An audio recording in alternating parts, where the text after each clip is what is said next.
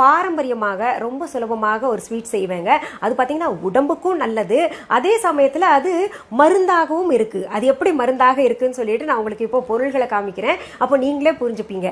அதாவது என்ன சொல்லுவாங்க, உணவே மருந்தாகணும்னு சொல்லுவாங்க இல்லையா? சுவையாகவும் இருக்கும், ஆரோக்கியமாகவும் இருக்கும், அதே சமயத்தில் அதுவே மருந்தாகவும் இருக்கு. அப்பேற்பட்ட ஒரு ஸ்வீட்டை செய்து காமிக்க போறேங்க. சரி, அதற்கு தேவையான பொருள்கள் என்னென்னு முதல் பார்த்துடலாம்.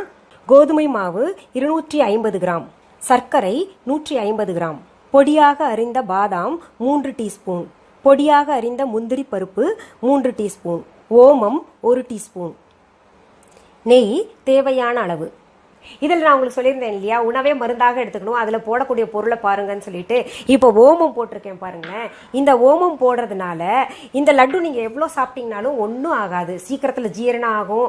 இந்த சர்க்கரை எல்லாம் சாப்பிட்றதுனால இந்த ஓமம் வந்து சர்க்கரையை வந்து கட்டுப்படுத்தும், சர்க்கரை அளவை வந்து நம்ம பிளட்ல இருக்கிறது கட்டுப்படுத்துங்க. அதனால இந்த ஓமம் சேர்க்குறோம். ஆனால் சுவையாக இருக்கும். இது போடுறதுனால எந்த சுவையும் குறைஞ்சிரும்னு நினைக்காதீங்க. இப்போ பாருங்க, அடுப்பை பற்ற வச்சிருக்கேன். இங்கே ஒரு பேனும் வச்சுட்டேங்க, நல்லா சூடாயிடுச்சு. இதில் தேவையான அளவு நெய்யை சேர்த்துக்கலாங்க. நான் கொஞ்சம் நெய் கூடவே போட்டு செய்வேன், நீங்கள் குறைச்சிக்கோங்க. என்ன இவ்வளோ போடுறாங்களே அப்படின்னு நினைக்காதீங்க.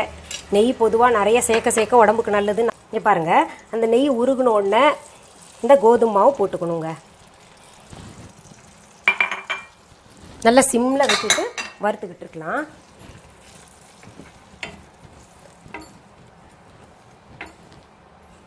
நல்லா செவக்க வறுக்கணும். அதுக்கு நடுவில் நம்ம என்ன பண்ணலாம், இந்த ஓமத்தை அரைச்சிக்கலாங்க. இந்த சக்கரை பார்த்தீங்கன்னா நான் ஏற்கனவே அரைச்சி வச்சுக்கிட்டேன். அது கிட்டத்தட்ட உங்களுக்கு 150 கிராம் அரைச்சிருக்கேன். இப்போ குறைச்சி வேணும்னா 100 கிராம் போட்டுக்கோங்க, இல்லை கூட வேணும்னா சேர்த்துக்கோங்க, அது உங்களுடைய ஆப்ஷன். அடுத்தது ஓமத்தை வந்து மிக்சி ஜாரில் போட்டு நல்லா பொடியாக அரைச்சிக்கலாங்க. இப்போ பாருங்க, இது பாதி வறுத்துக்கிட்டு இருக்கும்போதே நம்ம ஓமம் அரைச்சி வச்சிருக்கோம் இல்லையா மிக்சியில், அதை போட்டுக்கலாங்க. அடுத்தது முந்திரி ஒரு 2 டீஸ்பூன் சொன்னேன்ல, 3 டீஸ்பூன் சொன்னேன். பாதாமும் போட்டுக்கலாங்க. பாருங்க, நல்லா வறுத்துடணும். அதெல்லாம் ஓமம் எல்லாம் போட்டிருக்கீங்களே அப்படின்னு நினைப்பீங்க நீங்கள்.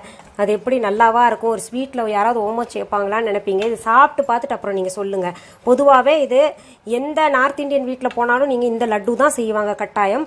இதில் மருத்துவ குணமும் இருக்குது, அதே சமயத்தில் இது வந்து ட்ரெடிஷ்னல் பாரம்பரியமாக செய்யக்கூடியது. அப்புறம் வந்து சுவையாகவும் இருக்கும், ஆரோக்கியமாகவும் இருக்குது. இத்தனை விஷயமும் அடங்கியிருக்கு. நீங்கள் எப்பவும் போல் வழக்கமாக பாதுஷா, மைசூர் பாக்கு, ஜிலேபி இதே சாப்பிட்ருப்பீங்க, குலாப் ஜாமுன். இந்த தடவை இது செஞ்சு சாப்பிடுங்க. இங்கே பாருங்கள், நல்லா செவக்க வறுத்தாச்சு. நல்லா அவங்களுக்கு வறுக்கும் போதே அந்த மனம் காமிச்சு கொடுக்கும் சரியாக இருக்குது அப்படின்னு. இந்த நேரத்தில் நம்ம இறக்கிடலாங்க. பாதி ஆற விடணும், அப்போவே லட்டு பிடிச்சிடணும். ரொம்ப அரிச்சுன்னா அப்புறம் லட்டு பிடிக்க முடியாது, உதிர்ந்துக்கிட்டே வருங்க. இப்போது இது பாருங்கள், உங்களுக்கு நெய் ஊற்றி தான் உருண்டை பிடிக்கணுங்க. இவ்வளோ நெய் ஊற்றுறீங்களே அப்படின்னு நினைப்பீங்க. இதெல்லாம் மருந்துங்க நெய். இப்போ பாருங்கள், நெய் ஊற்றி இந்த லட்டு பிடிச்சது பாருங்கள் எவ்வளோ அழகாக வந்திருக்கு பாருங்கள். இதை வந்து நம்ம ஃபஸ்ட்டு கடவுளுக்கு எடுத்து வச்சிடணும். இந்த லட்டு இருக்கு இல்லைங்களாங்க, நிறைய பேர் என்கிட்ட ஹெல்த் டிப்ஸ் ஏதாவது குழந்தைங்களுக்கு சொல்லுங்கன்னு சொல்கிறீங்களே. இந்த லட்டுவை தினமும் ஒன்று கொடுங்க, நல்ல உடம்பு தேருங்க. அதாவது கலர் இம்ப்ரூவ்மெண்ட் ஆகும், அப்புறம் ஹெல்த்துக்கு ரொம்ப நல்லது. இந்த சளி பிடிக்கிறதெல்லாம் இந்த ஓமம் போட்டிருக்கோம், இம்யூனிட்டி லெவல் வந்து கூடுங்க. இது முக்கியமாக இந்த லட்டு வந்து சாமிக்கு படைக்கிறதுக்கும் நாங்கள் இது பண்ணுவோம். அப்புறம் ஒரு குழந்தைய ஒரு பெண் வந்து பெற்று எடுத்துட்டான்னு வைங்களேன், இதில் கோந்துன்னு ஒன்று இருக்குது, அந்த கோந்தையும் சேர்த்துட்டு அது இன்னொரு தடவை நான் உங்களுக்கு செஞ்சு காமிக்கிறேன். இடுப்பு வந்து நல்லா ஸ்ட்ராங் ஆகிறதுக்கு இந்த லட்டு தான் கொடுப்பாங்க. தினமும் அந்த தாய் வந்து பால் கொடுக்கணும் குழந்தைக்குன்னு சொல்லிட்டு கட்டாயம் வந்து நல்லா திட்டியாவது மாமியார் எல்லாம் சொல்லுவாங்க, சாப்பிடு சாப்பிடுன்னு சொல்லிட்டு நல்லா பெரிய லட்டு பிடிச்சி வச்சுக்கிட்டு. ஏன்னா ஒரு லட்டு தான் சாப்பிடுவாங்கன்னு எவ்வளோ முடியுமோ அவ்வளோ பெரிய லட்டு பிடிச்சிக்கிட்டு சாப்பிடுன்னு சொல்லிட்டு கட்டாயம் சாப்பிட வைப்பாங்க, அம்மா வீட்லேயும் சரி மாமியார் வீட்லேயும் சரி. அதனால தான் சொன்னேன் உங்களுக்கு இந்த மருத்துவ குணமும் இதில் இருக்குது அப்படின்னு சொல்லிட்டு.